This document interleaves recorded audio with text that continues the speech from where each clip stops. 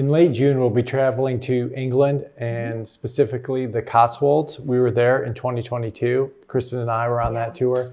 And ever since then, I've been waiting to go back. I mean, this is just the quintessential English towns and villages that you'll see. And specific to the Cotswolds, it's a honey-colored limestone that the buildings and the walls are made of, and the thatched roofs in the countryside. It's just canals. Canals, yeah. Yeah, very beautiful. Yeah. Some of the highlights of the gardens that we're gonna go to, a couple we have visited before, but Hidcote and Kifsgate, that's a very special day because these are just renowned gardens. Yeah. Hidcote was started in the early 20th century by an American plantsman, Lawrence Johnston, and there's just a series of unique garden rooms throughout the property, but they're all connected by these long corridors with really lush borders. Like one of the famous ones is a red border that a lot of people know. So that's just a great space. And just a few minutes away is Kifsgate. It was created and developed by 3 generations of women. And it does have a classic style, but there's a lot of contemporary touches to it and some new gardens and new water features. But it does retain its intimate charm, and it has like spectacular views of the Cotswold countryside. So that's a unique day, It is a unique day because, and it's especially interesting because they're almost, I mean, they're not across the road from each other, but really close. Very, I mean, within moments of each other, really. Yeah. What a neighborhood. Yeah. And then, a different style garden. It's one of my favorites that I visited on these since we've been doing these tours. It's called Peders, and it's a smaller garden and it's a private garden. It was started in 1984 by Gina Price. She passed away last year, but it still does have her unusual plant pairings, colorful combos that she is well known for. But she's also been influenced by the Dutch originated new perennials movement. So there's some of that influence, but she has said that every garden should have that English prettiness, and this one really does. But it's just it's a long rectangular property, and you step through that back gate, and you're in the backyard, and the garden just is laid out in front of you. It slopes down. It's a very intimate feeling. Very space. Intimate, yeah. And we met Polly Stevens. She was the head gardener when we were there last, and she gave us a great talk. And I think we all ended up in the kitchen talking over tea and cake, of course. And she answered all our questions, and it was a really special. That was a popular stop there. Yeah.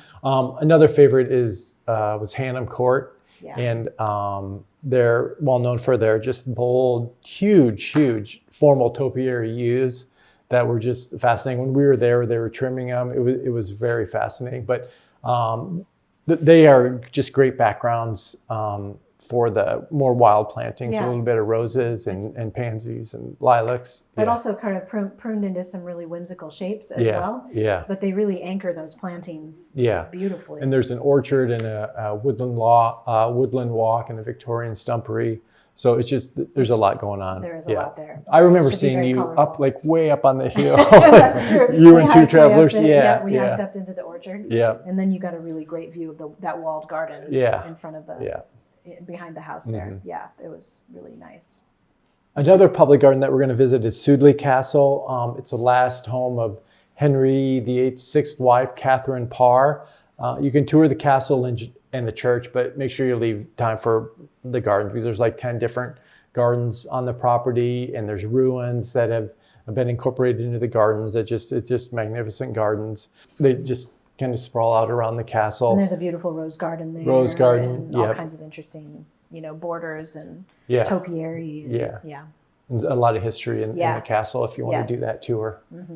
That is one thing I'm looking forward to. Besides all the gardens and the roses and the beautiful perennials, of course, that's going to be the main feature. But the history in the UK is so amazing, from the Roman baths in Bath to medieval and Roman homes and gardens and the Renaissance and arts and crafts movement. Arts and crafts movements. Some early 20th century. Yes, because I often think of arts and crafts furniture or homes, but not gardens. So that'll be kind of interesting to see what that's like. Yeah, it'll be colorful and exuberant. Yeah, and a lot of different nice styles. That should be really good. Yes. Yep. Another stop is Iford Manor, and we had a very informative tour of Iford Manor when we were there before. It was a garden that was created by architect Harold Pito, and it sits in a river valley. And Mr. Pito used that topography of the valley to create these terraces along the property, and you can just stop at each terrace and look down and look over the countryside. And it was very fascinating. Both the views of the garden and the views from the garden are amazing. And there's so many Italian like ruins influences, incorporated into the garden. So it's about the plants, but also about the statuary and about the views that are created with the combination of those two things. And I remember the lunch there being really great. So yes, me too. Looking forward to Very that. lovely. I think we have lunch scheduled there again. So yeah, that's right. Yeah. Let's not forget about our free time that we have built into these trips too. So we will have an afternoon and evening at Stratford-upon-Avon, which is the birthplace of Shakespeare. So you'll have time to take a walking tour with highlights of Shakespeare's life, and Anne Hathaway's cottage, for example. And right across the street from our hotel is the Globe Theatre. The Royal Shakespeare Theatre. So maybe we can see a play. Yeah, well, we did. Time. Several of us last time, made reservations and saw a play there. So, cool. So if you want more information about this trip or any of our other trips for 2025, you can see details below in the description.